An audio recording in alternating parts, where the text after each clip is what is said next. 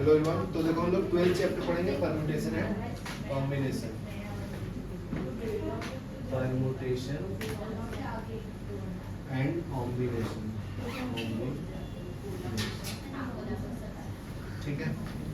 तो permutation and combination में पहले डिफरेंस क्या है कॉम्बिनेशन एंड परम्यूटेशन में? कॉम्बिनेशन में क्या होता है, सिलेक्शन करते हैं, कंसर्न ओनली सिलेक्शन। परम्यूटेशन में अरेंजमेंट होता है ना। हाँ बराबर। तो इसमें क्या करते हैं हम लोग, ओनली सिलेक्शन के बारे में सोचते हैं, ठीक है।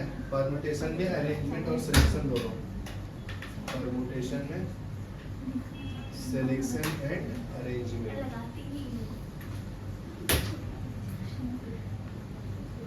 ठीक है।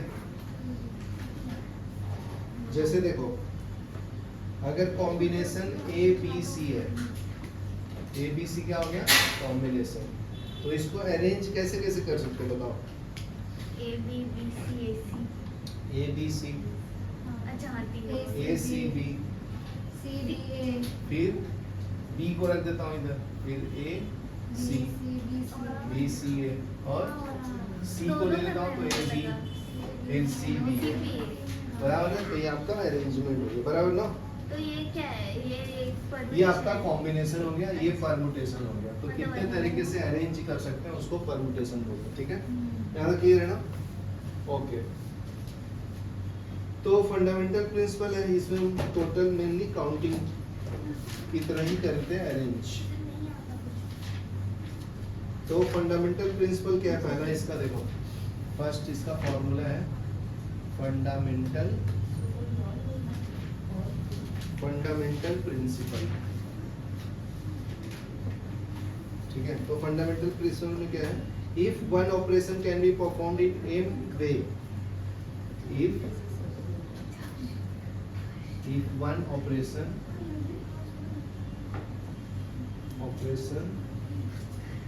Can be performed in m ways and if corresponding to each of m way of performing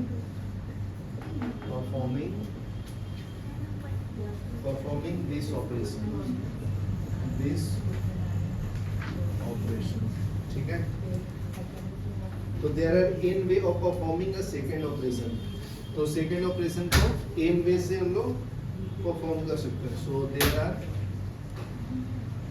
n way of performing, ठीक है। तो दोनों को क्या करेंगे, मल्टीप्लाई करेंगे तो टोटल अरेंजमेंट मिल जाएगा। then number of ways, then number of ways of performing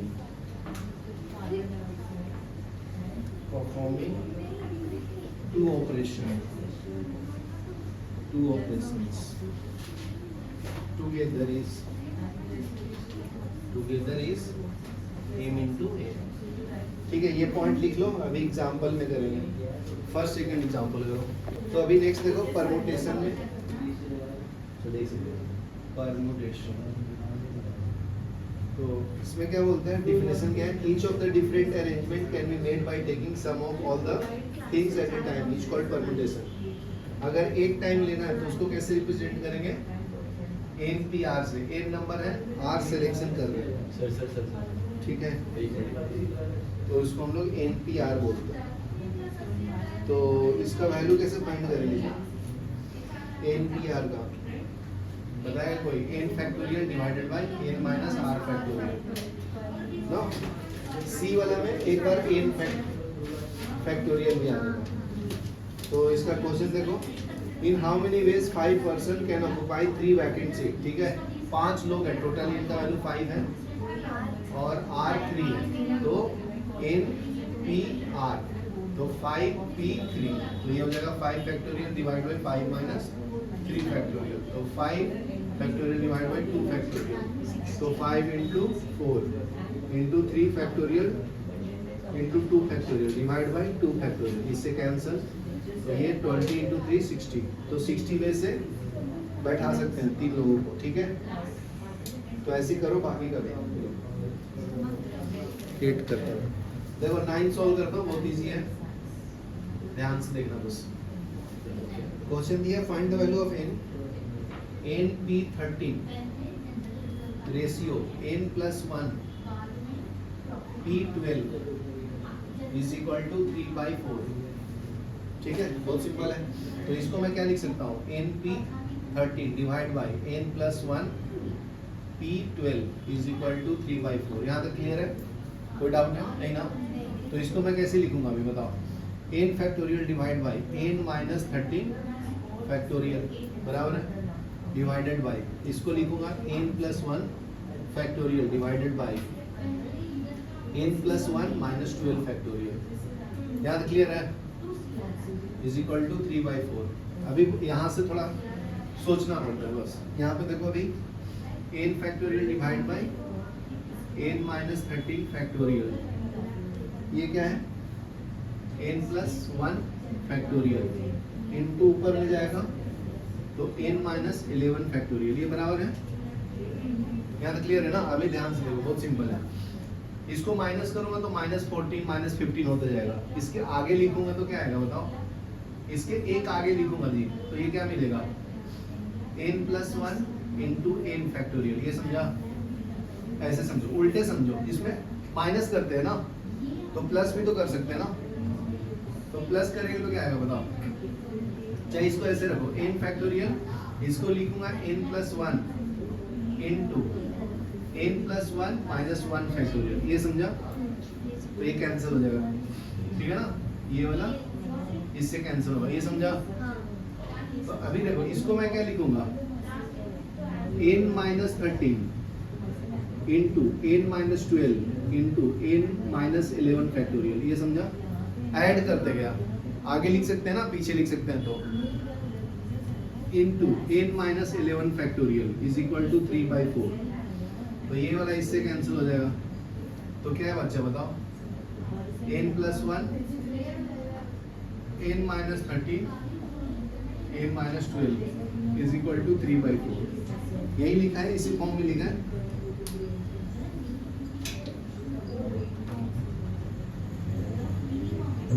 हाँ बराबर लिखा, लेकिन मैं डिवीजन गलत कर दिया हूँ, ये वाला ऊपर में जाएगा ना, एक अभी कोई नहीं है, ये दोनों मल्टीप्लाई होगा, ये ऊपर जाएगा, ठीक है। तो एक सेकंड पॉज करना, तो मिस्टेक कर दिया थोड़ा, देखो पहले तो मैं लिख लिया आराम से,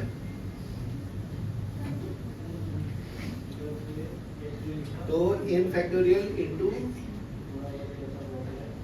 n माइनस 11 फैक्टोरियल, ये बराबर है।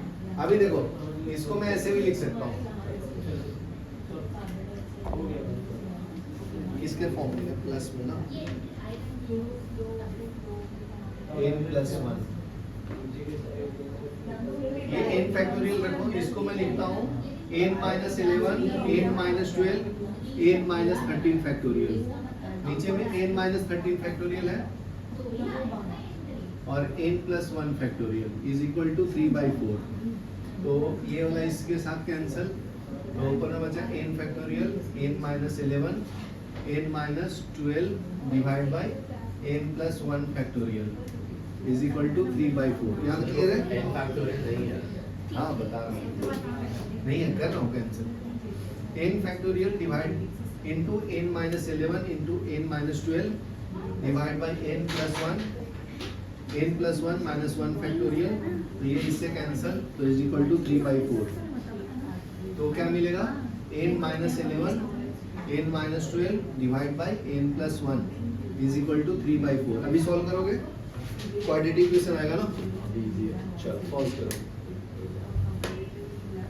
देखो 10th एग्जांपल सॉल्व करेंगे, n pr equal to n minus 1 pr plus r raise to n minus 1 p r minus 1, ठीक है। तो पहले ये आपका लेफ्ट हैंड साइड है, तो फ्रॉम लेफ्ट हैंड साइड लिखो N P R equal to क्या लिख सकते हो N into N minus one N minus two, तो ये जाते रहेगा N minus R plus one.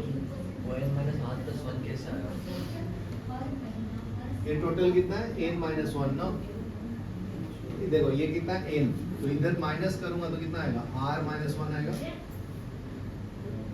एक कम आएगा ना। देखो फर्स्ट डिजिट वन है ना, सेकंड डिजिट में वन आता है, समझा, थर्ड में टू आता है, तो लास्ट वाला में एक कम आएगा ना, टोटल आर है तो आर माइनस वन आएगा ना। ये समझा क्या? ये समझ जाएगा तो आ जाएगा आंसर। फिर देखो तो इसको मैं क्या लिख सकता हूँ, ओपन कर दो तो N minus R plus one हो गया ना। समझा क्या? अनन्या समझा? देखो हाँ ओके माइनस माइनस ऐसे कर देता हूँ, ये लिख देता हूँ मैं 5p2 लिख देता हूँ, तो इसको क्या लिखोगे 5 into 5 minus 1 5 minus 2 5 minus 3 5 minus 4 5 minus 5 बराबर है। कितना आया 1 2 3 4 5 6, ठीक है ना। तो इसको ओपन कर दो तो n minus R plus one आता है, ठीक है। एक कम करेंगे ना धीरे धीरे, देखो 5 है तो ये फर्स्ट टर्म तेरा 1 माइनस होना चाहिए था, लेकिन खाली 5 ही होता है ना। फिर सेकंड में 1 कम करते हैं तो 5 माइनस 2 5 है तो 6 टर्म्स आता है, ठीक है ना। तो ये प्लस 1 एक ज्यादा टर्म आएगा ना, अभी समझा, इसलिए r प्लस 1 जीरो फैक्टोरियल 1 होता है, तो लिख लीजिए। तो इसको कैलकुलेट करोगे तो 5 into 4 into 3 into 2 into 1 लिखते हैं ना, 5 ये कितना 4 3 2 1 और ये जीरो फैक्टोरियल तो 1, समझा। तो उसी तरह से एन पी आर को क्या लिख सकते हैं, n into N minus two, last में n minus R plus one. ये नहीं समझा तो समझो कि ऐसे लिखो, n माइनस करते हैं तो r माइनस वन होगा ना।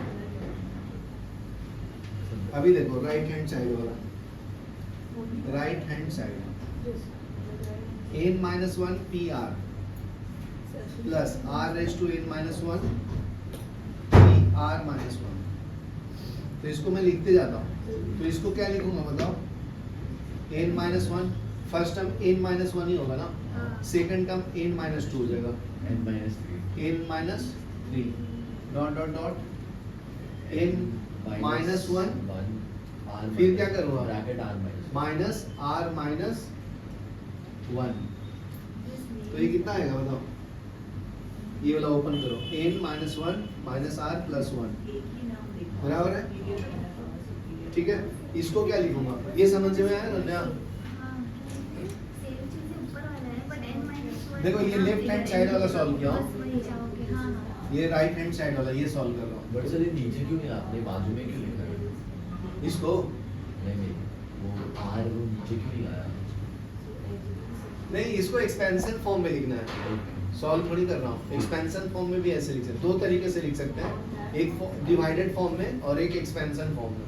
तो ये एक्सपेंशन फॉर्म में लिख रहा हूँ, इसको एक्सपेंशन फॉर्म में लिखो, यहाँ पे ऐड होगा ना अभी, तो इसको क्या लिखूंगा, इसको ये r raise to n minus one है, नहीं p raise to n minus one और r माइनस वन, ये मिस्टेक तो नहीं है ना इसका। r तो मल्टीप्लाई हो रहा है। हाँ हाँ r मल्टीप्लाई, गुड, ये दोनों साथ में, तो यहाँ पे r रखो ब्रैकेट, तो इसको करेंगे तो क्या आएगा n minus one n minus to dot dot dot, last में क्या आएगा n minus one minus r minus one. r minus one. तो इसको ओपन करो, सर पर यहाँ पे r माइनस वन और प्लस वन भी आएगा, तो यहाँ पे उसका नीचे वाला टर्म r माइनस वन है, तो दो बार ये r माइनस वन, तो ये r minus one minus one आएगा, माइनस वन, बराबर, गुड।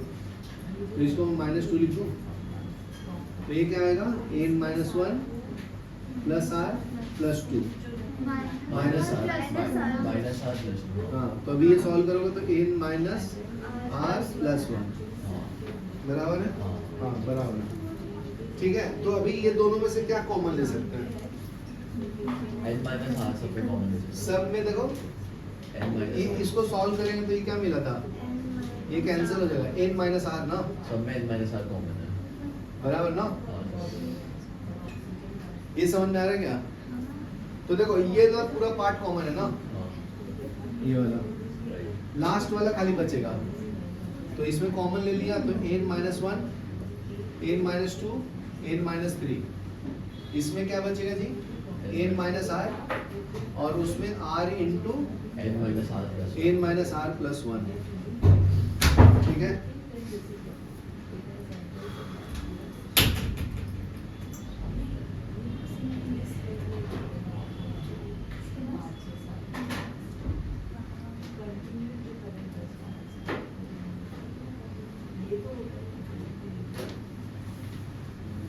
अभी n माइनस वन कॉमन भी ले सकते हैं इसमें से एक और, तो ये भी बाहर आ हाँ जाएगा। वही n माइनस आर भी बाहर है हाँ, तो फिर वो 1 प्लस 1 हो जाएगा तो अब ये डायरेक्ट बन जाएगा R n minus one, n minus two, n minus three, n minus R है ना, तो डायरेक्ट प्लस R R, हाँ तो इसको n minus R plus one है, तो डायरेक्ट R ही एक और माइनस करूंगा तो क्या मिलेगा, n माइनस आर ना, हाँ तो ये भी कॉमन ले लो, तो ये हो जाएगा n minus one, n minus two, n minus three, n minus R, यहाँ पे वन प्लस आर,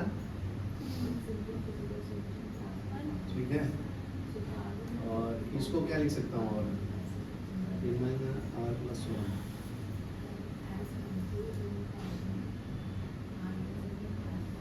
इसमें एक माइनस होने से, इसमें माइनस n माइनस आर, एक बार और लिखेंगे तो n minus R plus one R, तो आर आर कैंसिल हो जाएगा, पॉज करना,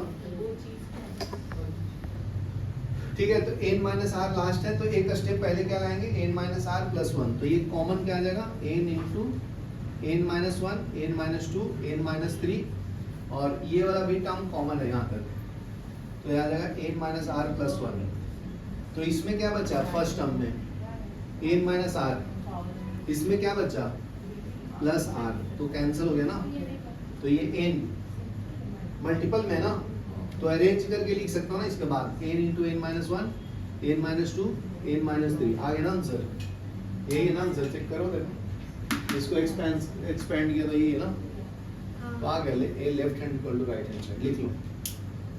तो इसमें सोचना होता है धीरे धीरे, आगे पीछे करके देखना पड़ता है स्टेप्स। हाँ तो ये तो